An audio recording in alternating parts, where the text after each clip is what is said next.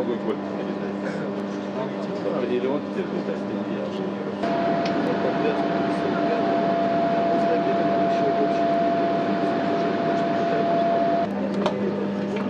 Он улетел куда-то, да? А, нет, здесь что ли. Смотри, как он любит.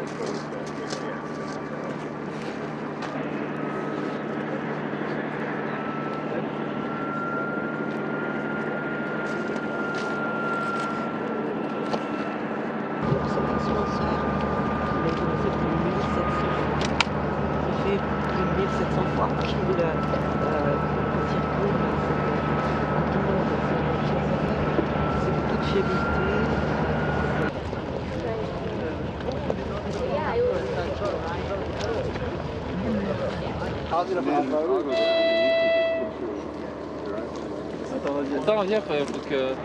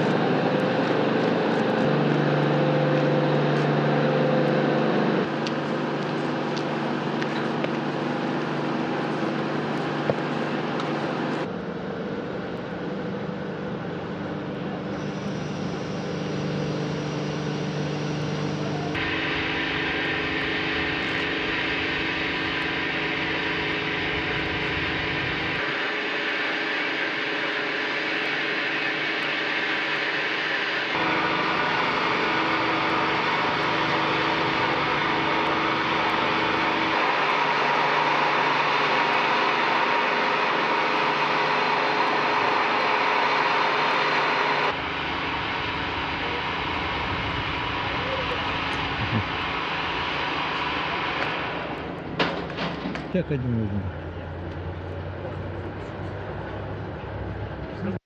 Gerstenmaier, the Associate Administrator for Human Exploration. Bill, 18 years since first element launch from this very complex, 2 launches wrapped around a landing in a 4-week period. What does that tell you about how far this program has come in almost 2 decades?